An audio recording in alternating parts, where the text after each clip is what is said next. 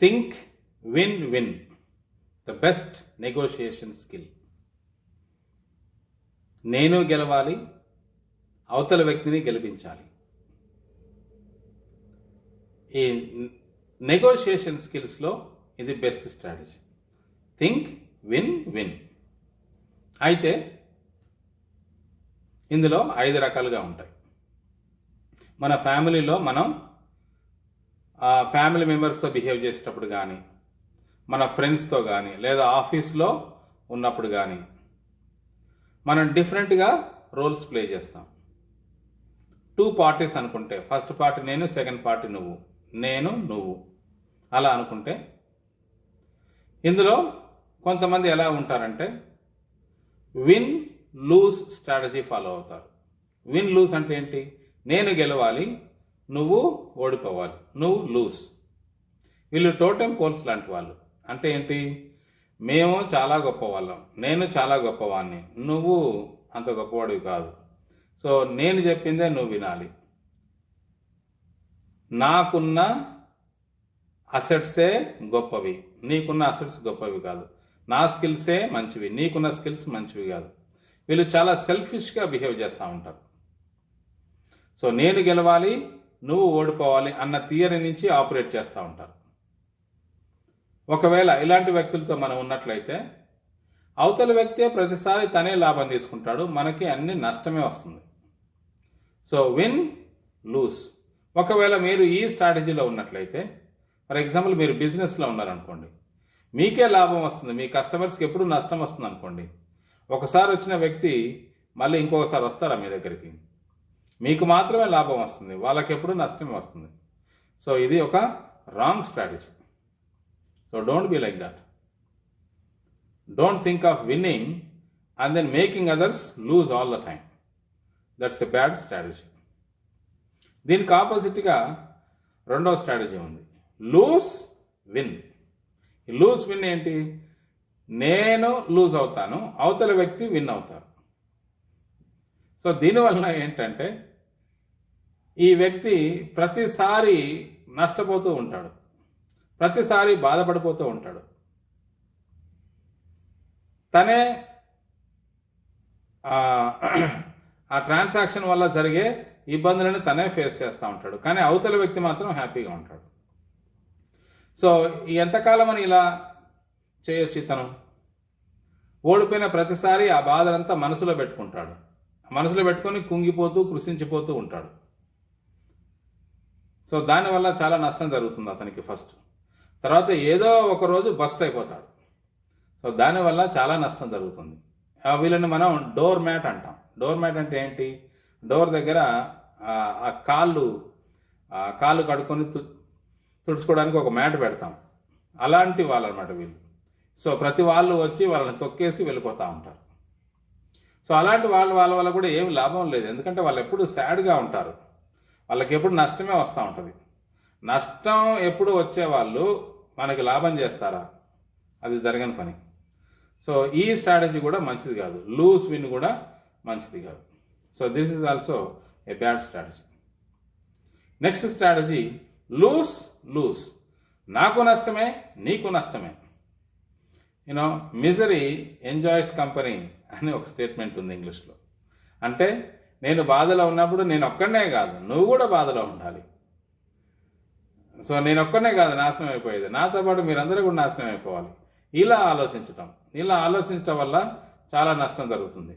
వాళ్ళకి నష్టం జరుగుతుంది, వాళ్ళతో పాటు ఉండే వాళ్ళకు కూడా నష్టం జరుగుతుంది. ఇలాంటి వాళ్ళకి ఒక బిజినెస్ స్టార్ట్ చేసినట్లయితే వాళ్ళు నష్టపోతారు, వాళ్ళ కస్టమర్స్ నష్టపోతారు. So this is also a bad strategy.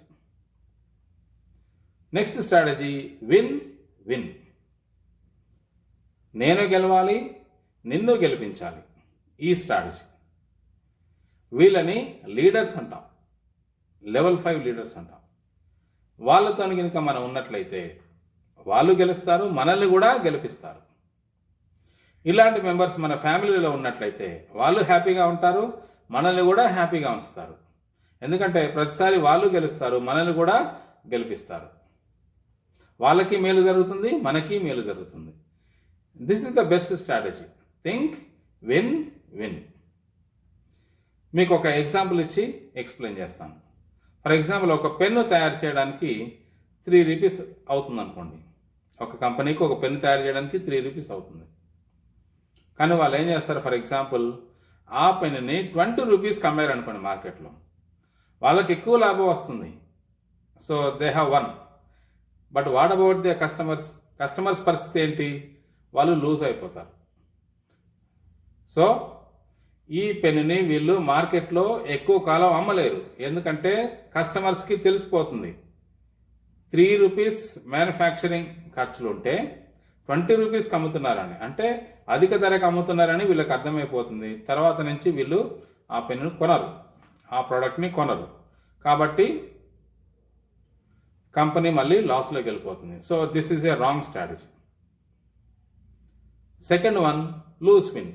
For example ఈ పెన్ను తయారు చేయడానికి 3 రూపీస్ అవుతున్నప్పుడు ఈ కంపెనీ వాళ్ళు దాన్ని 1 రూపీకే అమ్మారనుకోండి, అప్పుడు ఏమవుతుంది, కస్టమర్స్కి లాభమే, అవతల వ్యక్తికి లాభమే, కొనుక్కున్న ప్రతి వ్యక్తికి. కానీ కంపెనీకి ఏమవుతుంది, నష్టాల్లోకి వెళ్ళిపోతుంది.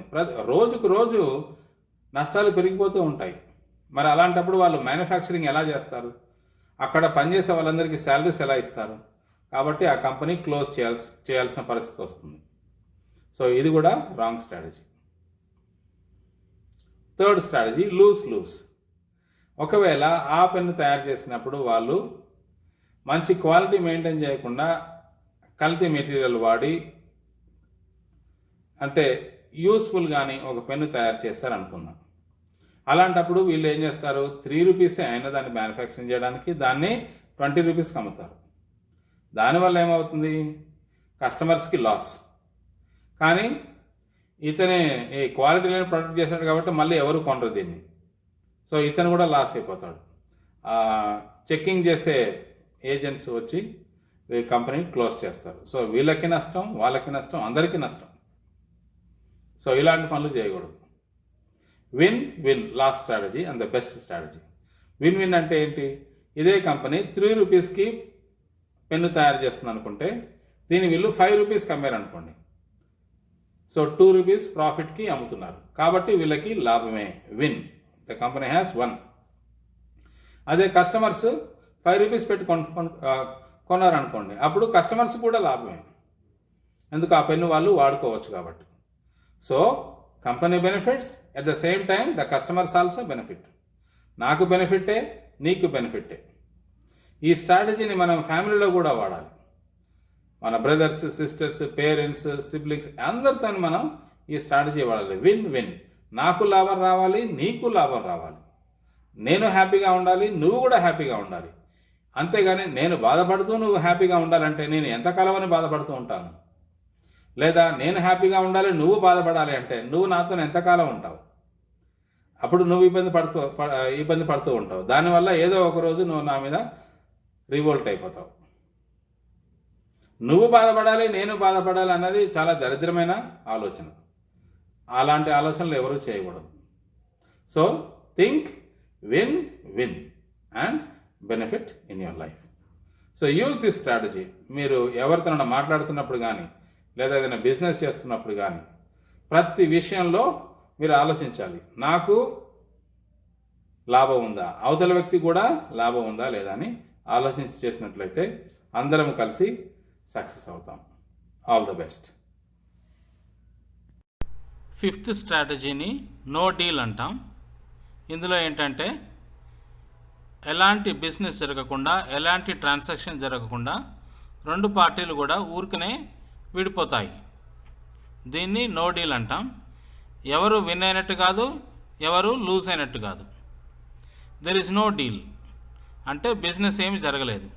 ఇట్లాంటి దాన్ని నో డీల్ అంటాం. దీనివల్ల కూడా లాభం లేదు. ద బెస్ట్ స్ట్రాటజీ ఏంటంటే విన్. అది మాత్రమే బెస్ట్ స్ట్రాటజీ. Thank you.